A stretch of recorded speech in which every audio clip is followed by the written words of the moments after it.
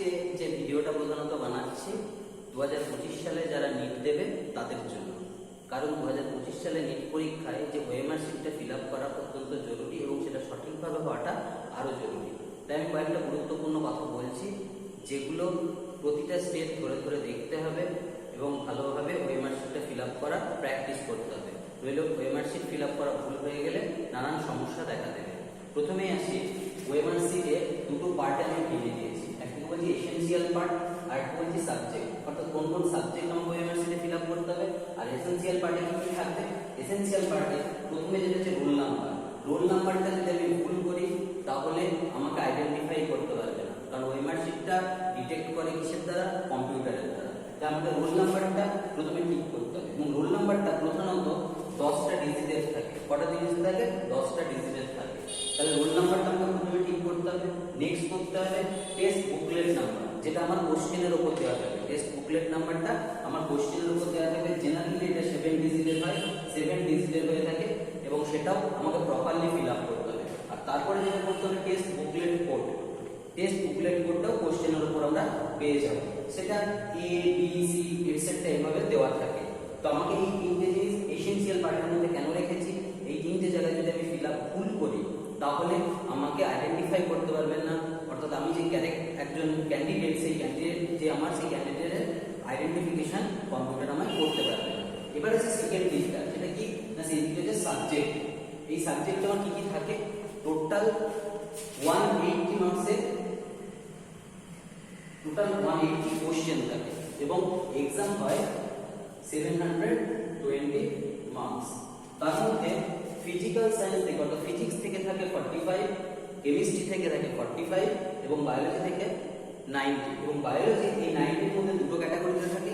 একটা থাকে বটানি পার্ট, সেখান থেকে 45, আর একটা থাকে জুলজি পার্ট, সেখান থেকে থাকে 45। এখন আগের বছর পর্যন্ত এই জায়গায় কিছু কারেকশন ছিল। কি ছিল? এখানে 45 কোশ্চেন থাকতো না, সেখানে কি থাকতো? 35 থাকতো এবং 15 কোশ্চেন থাকতো, যেটা অপশনাল ছিল। সেটা এবছর থেকে আবার উঠিয়ে দিয়েছে। অর্থাৎ কোভিড এর সময় এই অপশনটার সুযোগ ছিল, এখন সেই অপশনটা থাকছে না। ফিজিক্স থেকে 45, কেমিস্ট্রি থেকে 45 এবং বায়োলজি থেকে 90 কোশ্চেন আসছে। এবার আসি, তাহলে এই দুটো জায়গার মধ্যে এই জায়গাটা আমাকে খুব গুরুত্ব দিয়ে ফিল আপ করতে হবে। এবং নেক্সট যে কথাটা বলবো সেটা সব থেকে গুরুত্বপূর্ণ। কি? যে আমি যখন ওএমআর শিট ফিল আপ করবো, সেই ওএমআর শিট ফিল আপ করার সময় আমি কিভাবে করব? আমি হতে পারে যে প্রতিটা কোশ্চেন, অর্থাৎ ফিজিক্সের একটা কোশ্চেন করলাম, তারপর ওএমআর শিটে গোল করলাম, অর্থাৎ বাবল করলাম, আবার একটা করলাম, বাবল করলাম, এইভাবে করা যেতে পারে। সেকেন্ড যেটা হতে পারে, প্রতিটা সাবজেক্টে অর্থাৎ ফিজিক্সের সমস্ত কোশ্চেন আমি কোশ্চেনে করে নিলাম, তারপর ওএমআরে বাবল করলাম।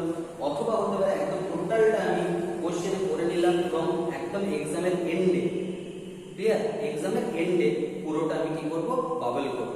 কিন্তু আমি মনে করি যে প্রতিটা কোশ্চেনের শেষে বাবল করলে অসুবিধা হবে এবং টাইম বেশি লাগবে। তাই আমার পার্সোনাল ওপিনিয়ন যে সাপোজ আমি প্রথমে ফিজিক্সের পার্টটা করলাম, ফিজিক্সের পার্টটা কমপ্লিট করার পর ফিজিক্সের পুরো ওএমআরটা আমি ফিল আপ করে নিলাম। অর্থাৎ 45 যে কোশ্চেন তার মধ্যে আমি যতগুলো অ্যাটেন্ড করলাম ওএমআর শিটে ততগুলো বাবল কমপ্লিট করলাম। তারপর আমি কেমিস্ট্রির পার্টে যেতে পারি, কেমিস্ট্রির পার্টটা কমপ্লিট করলাম। দেন আমি বায়োলজি, বোটানি পার্ট এবং জুলজির পার্টে যেতে পারি। এবং আমার মনে হয় এক্সামের শেষের দিকে তখন আর পুরো সাবজেক্টের একটা পার্ট কমপ্লিট না করে একটা করে কোশ্চেন করে তার সাথে অ্যান্সার করা, এটাই বেটার হবে। কিন্তু অনেকে মনে করে যে একটা করে কোশ্চেন করবো এবং তারপরে আমি কি করবো? সেই বাবল করবো। এভাবে করলে কিন্তু পরীক্ষায় অনেক টাইম লেগে যাবে। তাই আমি স্পেশালি প্রেফার করবো কি একটা করে সাবজেক্টের পার্ট। এবার কারো যদি বায়োলজি প্রেফার করে থাকে তাহলে সে বায়োলজি পার্টটা কমপ্লিট করে নিল, করে নেওয়ার পর বোটানি পার্টের 45 কোশ্চেনের বাবলটা কমপ্লিট করে নিল এবং তারপর জুলজি পার্টের বাবলটা কমপ্লিট করতে পারে। তারপর সে ফিজিক্স, কেমিস্ট্রি তার যেটা ভালো লাগে।